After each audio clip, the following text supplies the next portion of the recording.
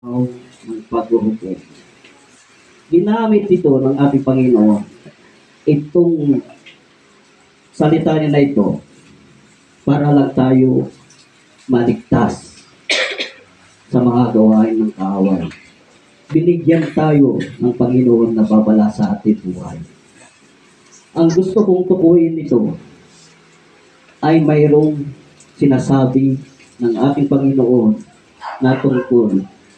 Ito ay sa kabutihan at kasamahan. Good and bad.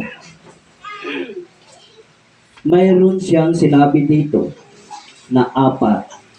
Ang isa ay the two roads. Mga 200. At the two animals.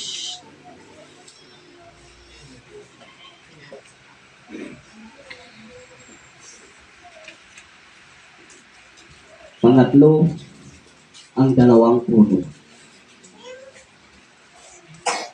Pang-apat, ito ay yung 2 disipulo.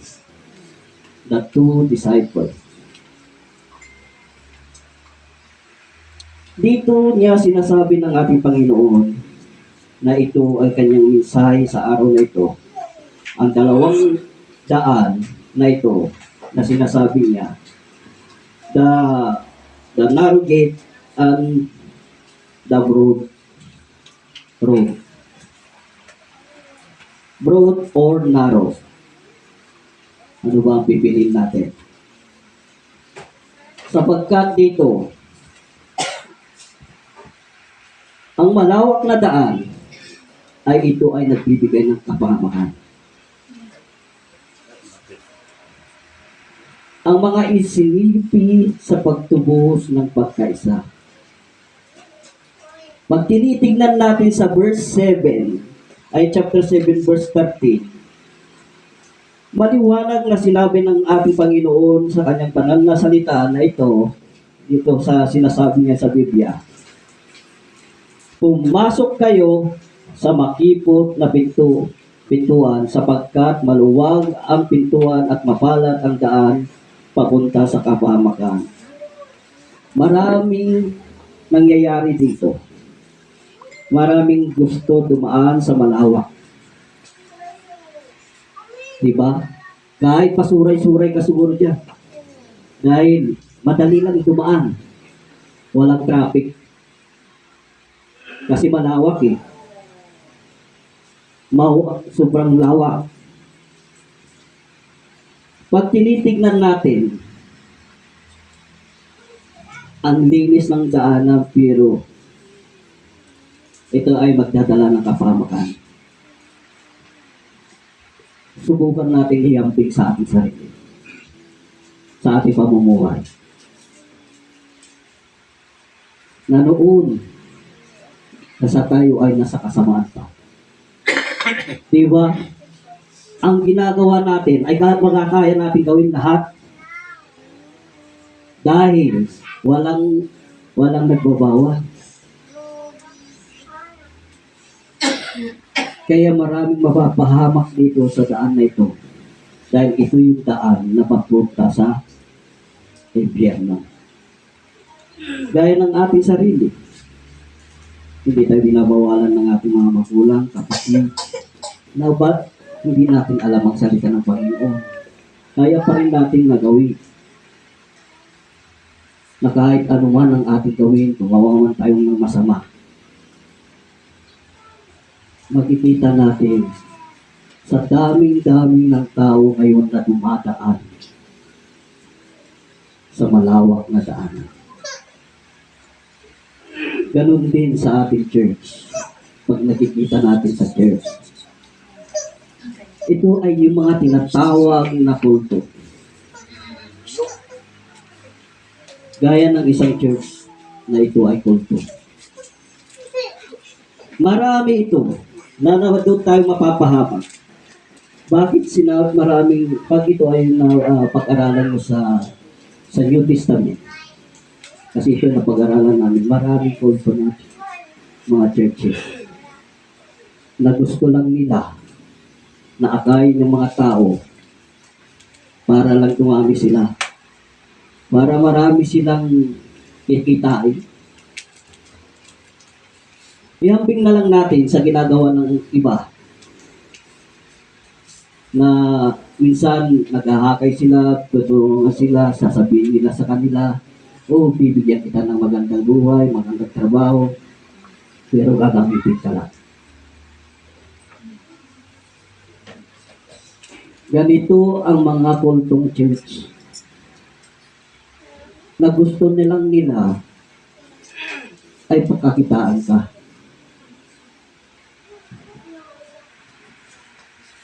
The road fills the gate in wide and many chooses to the way of destruction. Ito ay nakaka-distract. Ang daan na ito na maraming dumadaan sa panahon natin ay madidistract. Akala nila okay na yun.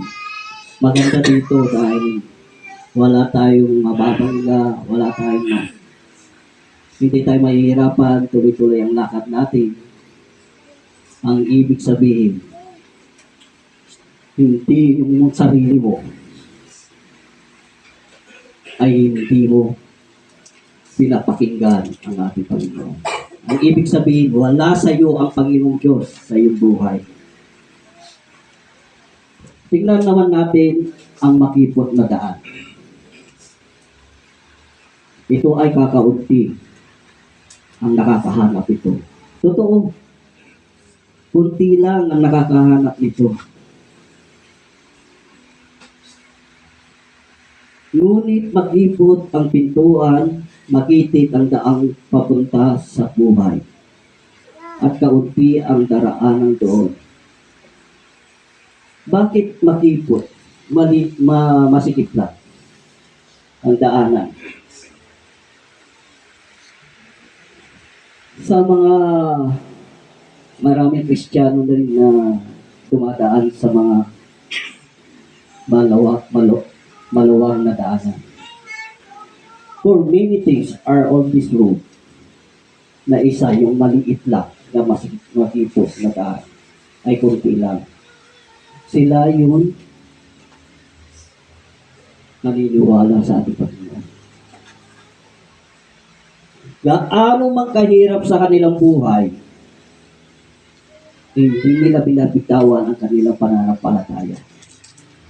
Gaano man pagsubok na dumarating sa kanilang buhay, nandoon pa rin sila. Nandoon pa rin ang pananampalataya nila sa ating Panginoon. Dito mo makikita ang isang Kristiyano na hindi pasuray-suray ang daan. Dahil ang isang Kristiyano, diretso ang daan niya kahit makipot niyang daan. Dahil nakapokus lang ng iisa, kundi sa ating Panginoong Diyos. Marami rin sa mga churches yan na dinideclare nila, may nagdideclare dyan na isang Diyos nila, hindi sila naniniwala kay Jesucristo. Naniniwala sila kay Jesucristo na isang malaking kapatid lang. Kung siya ang panganay na kapatid. Ngunit, hindi nila paniniwala na siya ay Diyos. Pag tinitignan natin sa kwento, nung siya ay pinako sa krus, bakit? Dito ba nakikita ang pananampalataya nila? Bagkus sila ang nagpahamak sa Kanya. Maraming gumagawa nito na isang church na maraming sinasabi nila dito kasama namin ang Panginoong Diyos. Pero iba naman ang kanilang sinasabi, kanilang pananampalataya. Tingnan natin kung hindi natin binabasa ang salita ng Panginoon, tayo ay madidisig, may hiwalay, malalayo sa salita ng ating Panginoon. Malalayo tayo sa pananampalataya natin sa Kanya. Pagkat hindi natin alam, ang Biblia ay nandito ang katotohanan. Amen. Amen. Praise God. Hallelujah. Ang narugit ay ito ay tungo sa kaharian ng ating Diyos. The gate of narrow is the only view over finite. Kaya maliit lang ang nakakadaan dito. Kunti lang ang nakakadaan sa daanan na ito. Ano ba ang pipiliin natin kung i-apply natin sa ating sarili? Jesus, the because is the only way of salvation. Ano bang sinabi ng sa Biblia? Choose Jesus because is the only way of salvation. Lagi nating sinasabi sa John 14 verse 6. Jesus, siya yung kasagutan. I am the way and the truth and the life. No one's come the Father except through me. Kaya marami na ano dito sa verse na ito. Paano naging daan ng ating Panginoon? Na sinasabi nila, hindi naman kami dumadaan doon. Kung iliteral na makikita natin, hindi naman pwedeng daanan yun. Bakit? Hindi ba nyo alam na ang Panginoon na siya ang paraan para lang tayo ay makarating sa langit. Kung tayo ay naniniwala sa Kanya, siya lang. Kung naniniwala ka kay Jesucristo, ito yung daan tungo sa kasaligtasan. Amen.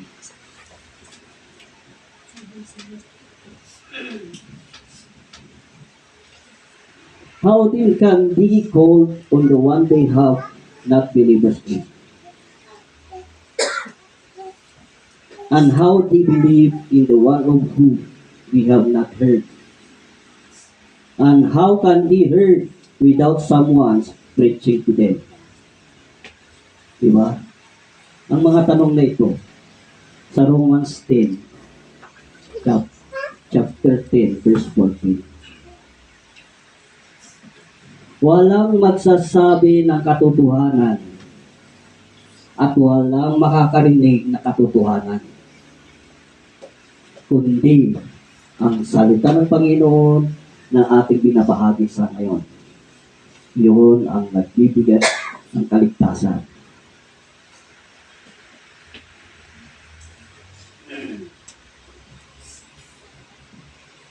Minsan, may dalawang hayop. Hayop pa. Animals pag English. Ito ay mahangon natin sa verse. Yung dalawang hayop na ito, o ang ibas, ang isa ay tapat at ang isa ay mabangis. Bakit dalawa? Gusto kong iambing itong dalawa na ito na sinabi sa Biblia. Yung una ay lobo. Wolf. Bakit wolf ang sinabi ng ating Panginoong Diyos? Na in-example niya sa isa, dito naman, ang hayop. Ang wolf at sheep, ang tupa. Alam ba natin ang ugali ng isang wolf? Mapanis. Diba? Ito ay yung nananakmal, matapang, nananakit. Nagsasakal pa. Pag mayroon kang alaga dyan, sasakmalin niya, nasawin niya. Diba? Dito, hinahambing ng ating Panginoon ay isang false propeta. Bakit false propeta? Maraming kaugalian kasi ng mga propeta na hindi natin alam na sila ay nagpapanggap, nagbabalot ship sila. Nagbabalat kayo na nagmumukha silang kumbaga nakasuot sila ng pagkatupa. Di ba? Kaya nga dito, sinasabi niya, He come to you as in shape, clothing, but inwardly, they are precious wool.